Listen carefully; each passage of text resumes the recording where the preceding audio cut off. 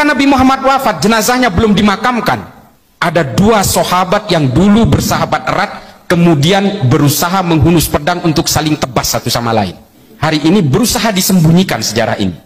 Ditulis oleh Imam As-Suyuti dalam Tarikhul Khulafa, ditulis oleh Tarikh At-Tabari. Yang berperang ini namanya Sa'ad bin Ubadah dan Sayyidina Umar. Sudah saling menghunus pedang. Mengapa mereka mau ribut? Berebut untuk menjadi penggantinya Nabi Muhammad. Lalu kemudian diambil jalan tengah. Sayyidina Abu Bakar yang sedang merawat jenazahnya Kanjeng Nabi ini, kemudian dipanggil, Abu Bakar, kamu harus datang. Dua orang ini sudah membawa pasukannya masing-masing. Kaum Muhajirin dan kaum Ansor yang tadinya damai berhadapan-hadapan untuk saling berperang, membela pimpinannya masing-masing. Sayyidina Umar mengatakan, saya yang harus menjadi pengganti Nabi karena saya satu suku dengan Nabi dari suku Quraisy. Lalu kemudian Sa'ad bin Ubadah bilang, sayalah penggantinya karena saya tokoh pribumi. Nah, peperangan itu kemudian diambil jalan tengah oleh para sahabat. Oke, kita tunjuk Sayyidina Abu Bakar sebagai. Saya langsung melacak ke dalam Tarikh At-Tabari, apa yang disampaikan oleh beliau. Ternyata saya tidak dapati kisah tersebut. Saya juga membuka dalam Tarikh Al-Khulafa Al-Imam As-Suyuti. Hanya sayang ketika saya cari, saya hanya mendapatkan versi terjemahan, karena ternyata kita versi Arabnya pernah saya hadiahkan kepada seorang ustadz dan saya lupa membelinya lagi. Tetapi kemudian juga saya cek dalam versi Maktabah Syamilah dan tidak ada riwayat sebagaimana yang disampaikan oleh beliau. Assalamualaikum warahmatullahi wabarakatuh. Alhamdulillah wassalatu wassalamu ala rasulillah. Allahumma sholli ala Muhammad wa ala ali Muhammad. Teman-teman yang dirahmati Allah, dukung channel ini dengan like, share, dan subscribe agar dapat menerima notifikasi setiap kali ada video terbaru yang kami upload. Untuk yang sudah subscribe, kami ucapkan jazakumullahu khairan. Dalam cuplikan video sebelumnya, kita melihat bagaimana Islah Bahrawi menggambarkan para sahabat Nabi Muhammad seolah-olah mereka haus akan kekuasaan. Beliau menyebut bahwa ada sejarah yang disembunyikan, di mana sahabat Sa'ad bin Ubadah dan Sayyidina Umar saling menghunus pedang untuk memperebutkan kekuasaan setelah wafatnya Nabi Muhammad. Beliau mengatakan bahwa hal ini tercatat dalam kitab Tarikh Khulafa, karya Imam As-Suyuti dan Tarikh At-Tabari. Apakah benar yang dikatakan beliau, yang seolah-olah mencerminkan akhlak buruk para sahabat dalam memperebutkan kekuasaan setelah wafatnya Nabi Muhammad?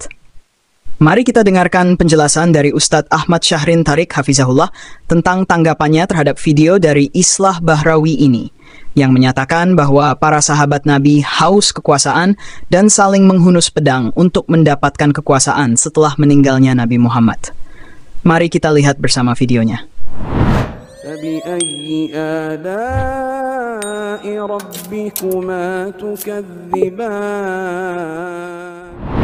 Saya akan menanggapi agar tidak menimbulkan kesalahpahaman tentang sejarah Islam, terutama menimbulkan kecurigaan dan tuduhan terhadap tokoh-tokoh besar kaum muslimin dan umumnya para sahabat Nabi ridwanullahi alaihim jami'an. Dari apa yang dipaparkan dalam video tersebut, paling tidak ada 3 gambaran negatif. Yang pertama, bahwa ulama kaum muslimin itu sengaja menutupi sebagian sejarah kelam umat Islam.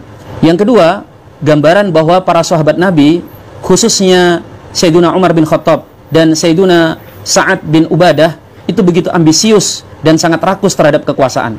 Yang ketiga, bahwa para sahabat itu digambarkan sampai mau berperang hanya urusan rebutan kekuasaan atau masalah politik.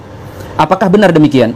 Tentang riwayat kewafatan Rasul sallallahu alaihi wasallam dan sampai kemudian diangkatnya Sayyidina Abu Bakar sebagai khalifatul Rasulillah, pengganti beliau, itu dimuat dalam semua kitab sejarah dan tidak ada yang ditutup-tutupi di situ. Kita sudah sering mendengarnya, khususnya bagi para asatid, apalagi para pencipta sejarah. Saya langsung melacak ke dalam Tarikh At-Tabari, apa yang disampaikan oleh beliau.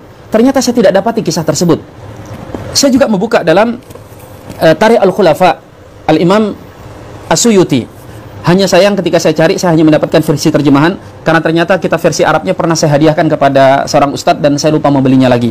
Tetapi kemudian juga saya cek dalam versi Maktabah Syamilah dan tidak ada riwayat sebagaimana yang disampaikan oleh beliau. Saya juga mengecek di Hayatus Sahabah, saya mengecek dalam Sirah Nabawiyah Ibnu Hisham, saya mengeceknya dalam Tarikh Al-Kabir, siapa tahu ada terselip di situ, karya Al-Imam Al-Bukhari. Kemudian saya mengecek dalam Bidayah wa Nihayah, karya Al-Imam Ibnu Katsir. Saya juga mengecek langsung kepada induk Sirah Nabawiyah dalam Islam, yaitu Sirah Nabawiyah Ibnu Ishaq, dan berbagai macam kitab-kitab yang lainnya, dan saya tidak mendapatkan riwayat seperti itu. Jika tuduhannya ulama umat Islam menyembunyikan sebagian fakta sejarah, ini sungguh tuduhan yang tidak berdasar, karena justru faktanya ulama-ulama kita itu sangat jujur kalau urusan ilmiah. Bahkan hal yang kira-kira dalam tanda kutip menjatuhkan Islam, itu dari mana kira-kira musuh Islam mendapatkannya? Kecuali dari tulisan-tulisan ulama-ulama kita. Karena ulama kita itu menyampaikan jujur apa adanya. Yang kedua, tuduhan bahwa para sahabat seakan-akan begitu ambius terhadap kekuasaan, justru fakta sebaliknya yang kita dapatkan dalam sejarah.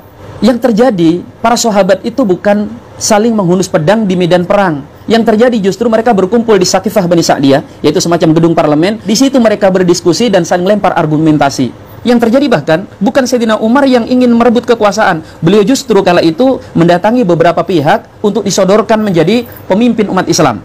Dalam riwayat yang pertama kali beliau datangi adalah Abu Ubaidah. Diminta agar bersedia dibai'ah menjadi khalifah. Tapi lihat apa jawab Abu Ubaidah.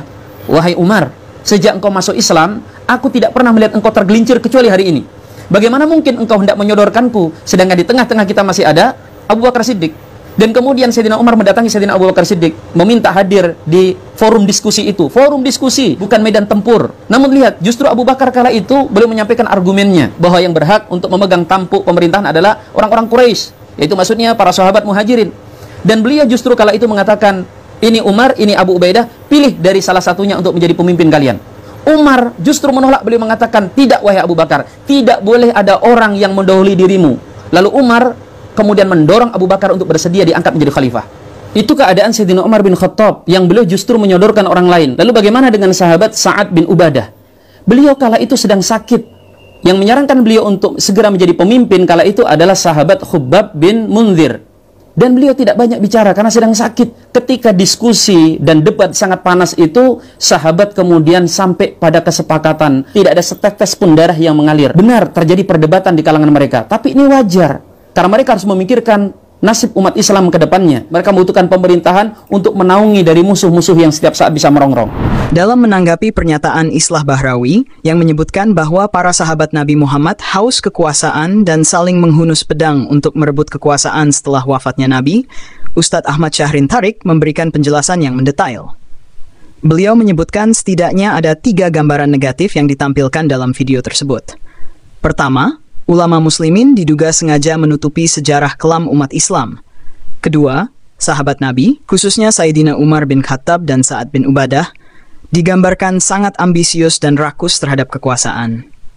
Ketiga, para sahabat dikisahkan sampai mau berperang hanya karena urusan politik. Ustadz Ahmad Syahrin Tariq menjelaskan bahwa riwayat kewafatan Rasulullah dan pengangkatan Sayyidina Abu Bakar sebagai khalifah telah dimuat dalam berbagai kitab sejarah, dan tidak ada yang ditutup-tutupi. Beliau melacak langsung dalam berbagai sumber sejarah seperti Tarikh At-Tabari, Tarikh Al-Khulafa, karya Imam As-Suyuti, Sirah Nabawiyah Ibnu Hisham, dan banyak lainnya. Namun tidak menemukan riwayat seperti yang disebutkan oleh Islah Bahrawi. Ustadz Ahmad Syahrin Tariq juga menekankan bahwa tuduhan terhadap ulama Islam menyembunyikan fakta sejarah tidak berdasar, karena para ulama sangat jujur dalam menyampaikan ilmu. Bahkan hal-hal yang dianggap dapat menjatuhkan Islam pun dicatat oleh para ulama. Selanjutnya, tuduhan bahwa para sahabat begitu ambisius terhadap kekuasaan juga dibantah oleh Ustadz Ahmad Syahrin Tariq. Fakta sejarah menunjukkan bahwa para sahabat berkumpul di Sakifah Bani Sa'dah untuk berdiskusi dan berdebat, bukan berperang.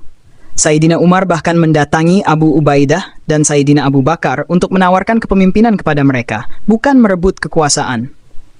Abu Ubaidah menolak dengan alasan bahwa Abu Bakar lebih layak, dan akhirnya Umar mendorong Abu Bakar untuk menerima tanggung jawab sebagai khalifah. Adapun Sa'ad bin Ubadah, beliau saat itu sedang sakit dan yang menyarankan beliau menjadi pemimpin adalah Khubbab bin Munzir.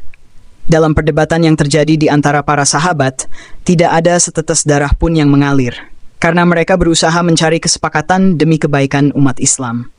Menurut Ustadz Ahmad Syahrin Tariq, perdebatan di kalangan para sahabat adalah hal yang wajar, karena mereka memikirkan masa depan umat Islam dan membutuhkan pemerintahan yang kuat untuk menghadapi musuh-musuh Islam.